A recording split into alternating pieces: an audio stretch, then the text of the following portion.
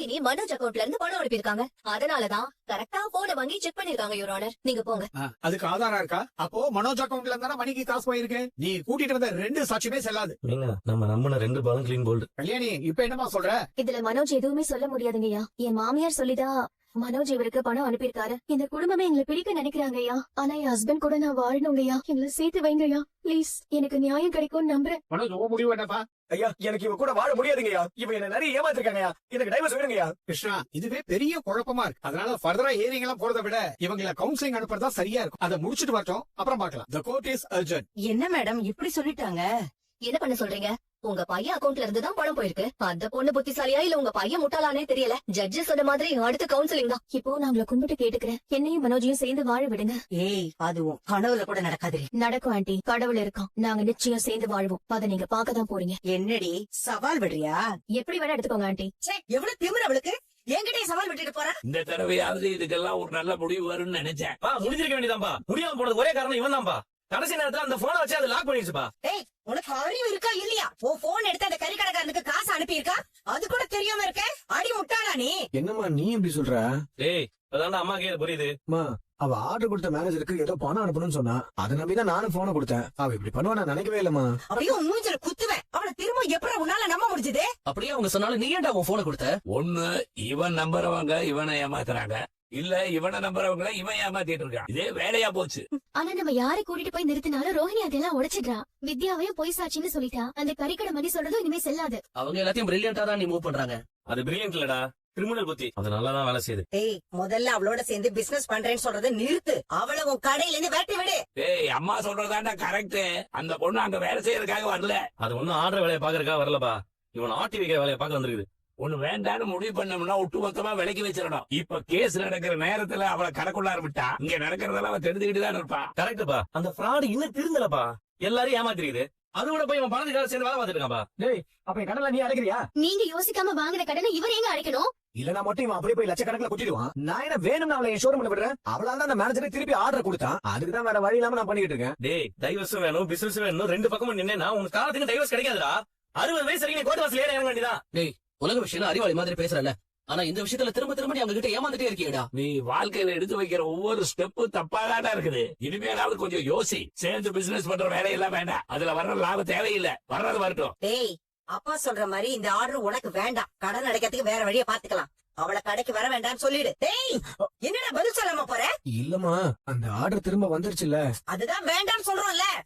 அதுக்கு இல்லம்மா அத நம்பி இன்னும் கொஞ்சம் கடன் வாங்கிட்டம்மா. திரும்பவும் கடன் வாங்குனியா? ஆமாமா. என்னடா பண்ணிட்டு இருக்க நீ? உன்னை அப்படியே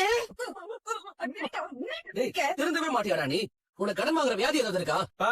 இவன் தொழில் அதிபர் ஆக மாட்டான்ப்பா, கடன் அதிபர் ஆவான். பிசினஸ் பண்றேன்னா அதுல எந்த வளர்ச்சியுமே இல்ல. கடனை மட்டும் தான் வாங்கி வாங்கி வச்சிருக்கான். டேய் இது வரைக்கும் இவ்வளவு லாபம் வந்திருக்குன்னு நீ ஒரு தடவை கூட சொல்லி நான் கேட்டதே இல்லடா. ஆனா மாசம் கடன் மட்டும் இவ்வளவு இருக்குன்னு கணக்கு சொல்றியடா. உனக்கு அறிவுன்னு ஒண்ணு இருக்குதா இல்லையாடா? இப்பதான் கடன் வாங்கி கடன்காரங்க எல்லாம் வீட்டுக்கு வந்து பேசி எல்லாம் செட்டில்மெண்ட் பண்ணி வச்சிருக்கான். இப்ப இன்னும் கடன் வாங்கி இருக்கிறேன்னு சொல்றேன். பிசினஸ் டெவலப் பண்றதுக்கு இந்த மாதிரி கடன் வாங்குறதுல நார்மல் தான்ப்பா. முதல் தடவை தொழில் ஆரம்பிக்கும் போது கடன் வாங்கலாம். அடிக்கடி வாங்கிட்டே இருந்தா இருக்கிற தொழிலும் கையை விட்டு போயிடும். அதெல்லாம் உனக்கு புரியாது மீனா. அப்பா பெரிய பெரிய பிசினஸ் மேன்லாம் கடன் வாங்கி தான்ப்பா பிசினஸ் பண்றாங்க. ஆமாடா, கோடி கணக்குல கடனை வாங்கிட்டு நாட்டை விட்டு ஓடி போயிடுறாங்க. டேய் பிசினஸ் பத்தி உங்களுக்கு என்ன தெரியும்? பேங்க்ல கொஞ்சமா கடன் வாங்குறவங்க தான் மிரட்டுவாங்க. நிறைய கடன் வாங்குறவங்க இன்னும் அதிகமா வாங்குவாங்கன்னு கெஞ்சுவாங்க. அதெல்லாம் உனக்கு புரியாது. இவன் என்னப்பா இவன் ஏதோ பெரிய உலக பணக்கார லிஸ்ட்ல இருக்கதா நினைச்சிட்டு இருக்கான். என்ன கடன் வாங்கினா வேலை நடக்காதா? டேய் நான் பண்றது பிசினஸ், வேலை இல்ல. நான் உனக்கு கார் ஓட்டல பூ வைக்கல. ஏன் கார் ஓட்டுறது பூ விக்கிறது அவ்வளவு கேவலமா போச்சு உங்களுக்கு? நீங்க விக்கிற ஏசி ஃப்ரிட்ஜ் எல்லாம் 2-3 வருஷத்துக்கு ஒரு தடவை தான் வாங்குவாங்க. அதையும் கிச்சன்லயும் ரூம்லயும் தான் மாட்டுவாங்க.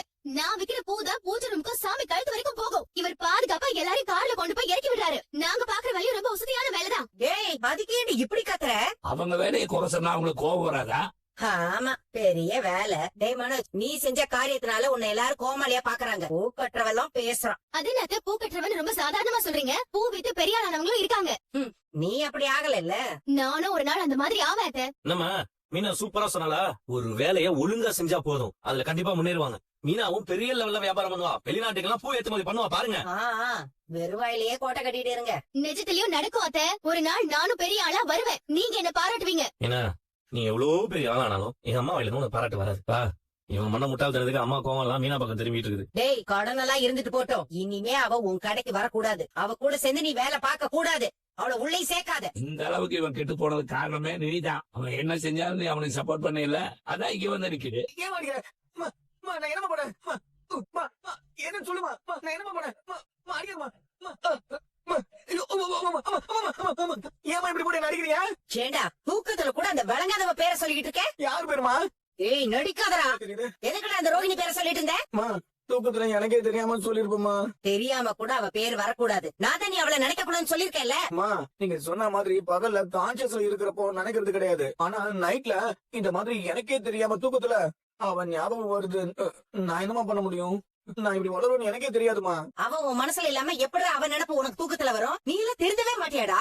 இன்னும் அவளையே நினைச்சுக்கிட்டு இருக்க? உங்க மேல சத்தியமா இல்லமா, நான் சொல்றத நம்புவா. ஏண்டா, அவ உன்னை அடிக்கடி வந்து பாக்குறதுனால தானே அவளோட நினைப்பு உனக்கு வருது. அவ ஏதோ உனக்கு வசியம் பண்ணிருக்கா போல இருக்கு. அதனாலதான் உன் மனசு அவளை மறக்க மாட்டேங்குது. இனிமே நீ அவளை பார்க்க கூடாது. நான் எங்கம்மா தேடி போய் பார்த்தேன்? இந்த பிசினஸ் கிடைச்சதே அவளாலதான். அத சொல்லி அடிக்கடி வந்துட்டு போறாமா. இல்லன்னா நான் ஏமா போய் அவகிட்ட பேச போறேன்? அவ கொண்டு வந்த பிசினஸ்னால உனக்கு எவ்வளவு கடன் இருக்கு? அதுல இருந்து நீ எவ்வளவு சம்பாதிச்ச? இன்னும் எதுவும் சம்பாதிக்கலாமா. இந்த பிசினஸ் முடிச்சு கொடுத்தாதான் லாபமே வரும். அதை நம்பிதான் நான் இந்த கடனே வாங்கினேன். சரி, மொத்தம் எவ்வளவு கடன் இருக்கு? கூட்டி கழிச்சு பார்த்தா ஒரு 7 lakhs இருக்குமா. டேய், கூட்டி கழிச்சு பார்த்தாதான் உனக்கு தெரியுமா? கரெக்டா இதெல்லாம் ஞாபகம் வச்சுக்க மாட்டியா? இல்லமா, டெய்லி வட்டி ஏறிட்டே இருக்கும். அதனால சரியா சொல்ல முடியல. முதல்ல அதுக்கு ஒரு முடிவு கட்டுறேன். நான் சிந்தாமணிட்ட சொல்லி உனக்கு 7 லட்சம் ரூபாய் கடன் வாங்கி தரேன். அந்த பணத்தை உன் மூஞ்சில தூக்கி வீசேறி. இனிமே உன்னை பாக்கவோ உன் கடை பக்கமோ அவ வரவே கூடாது. இத தெளிவா சொல்லிடு அவகிட்ட. புரியுதுமா. அப்புறம் இன்னொரு முக்கியமான விஷயம். சிந்தாமணிட்ட நான் கடன் வாங்குறது இந்த வீட்டுல வேற யாருக்கும் தெரியக்கூடாது. சரிம்மா, சரி. அவளை பத்தி இனிமே யோசிக்காம ஒழுங்கா படுத்து தூங்கு. இனிமே அவ பேரு உனக்கு தூக்கத்துல கூட வரக்கூடாது. வராதுமா, நீங்க போ. இப்பதான் தெளிவா இருக்கு. நீங்க இன்னும் தூங்கலையா? நீ கட்டில விட்டு இறங்கி போகும்போதே நான் முடிச்சிட்டேன். அங்க போய் நீ மனோஜ் ரூமுக்கு வெளியே நிக்கிறதையும் பார்த்தேன். அங்க இருந்து நீ திரும்ப ஓடி வந்ததையும் பார்த்தேன். உனக்கு அப்புறமா அம்மா மனோஜ் ரூம் விட்டு வெளில வரதையும் பார்த்தேன். சரி, அம்மாவும் மனோஜும் என்ன சதி திட்டம் போட்டுட்டாங்க? அது வந்து முகத்தை பார்த்தாலே தெரியுது ஏதோ ஏடாளமா பண்ண போறாங்கன்னு. என்ன சொல்லு. அத்தை ரோஹிணி மூலமா வந்து கடன் அடைக்க வெளிய இருந்து கடன் வாங்கி தரேன்னு உங்க அண்ணன் கிட்ட சொன்னாங்கங்க. ஓ, எவ்வளவு? 7 லட்சங்க. அம்மாவுக்கு அப்படி லட்சக்கணக்கில் பணம் கொடுக்குறவங்க இருக்காங்க. வேற யாரு? அந்த சிந்தாமணி கிட்ட இருந்துதான் வாங்கி தராங்களாம். அந்த அம்மா கொடுக்கற தைரியம் தானா? அந்த சிந்தாமணி ரொம்ப மோசமான ஆளுங்க. அவங்க கிட்ட எல்லாம் பணம் வாங்கினா பின்னாடி ஏதாவது பிரச்சனை தான் வரும். எனக்கு புரியுது. ஆனா நம்ம இப்ப எதையுமே அம்மாட்ட போய் கேட்க முடியாது. கேட்டா அவன் வேலையை பார்த்துட்டு போன்னு சொல்லிட்டு போயிட்டே இருப்பாங்க. இப்ப என்னங்க பண்றது? அந்த சிந்தாமணியால அத்தைக்கு எந்த சிக்கலும் வந்துடக்கூடாது. கரெக்ட் தான். ஆனா மனோஜ் விஷயத்துல அப்பா சொன்னதே அம்மா கேட்கல. நம்ம சொன்னா கேட்க போறாங்க. எதையும் யோசிக்காத. ஏதாவது பிரச்சனை தான் பாத்துக்கலாம். இதை எடுத்து அப்படியே இங்க வைக்கணும். அங்க பாருங்க. ரோஹிணி வந்தா கடைக்குள்ள விடக்கூடாதுன்னு ப்ரோ சொல்லிருக்காரு. சீக்கிரம் போய் மடக்கு. நில்லுங்க. நீங்க கடைக்குள்ள வரக்கூடாது. ஏன்? ஆமா, வெளியில போங்க. என்ன திமிரா?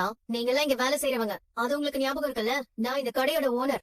இந்த கடையோட ஓனர் மனோஜ் சார் தான். நான் அவரோட வைஃப். அதான் டைவர்ஸ் ஆக போகுது. இன்னும் ஆகலல? அதெல்லாம் சீக்கிரம் ஆயிடும். மனோஜ் ப்ரோ உங்களை உள்ள விடக்கூடாதுன்னு சொல்லிருக்காப்ல.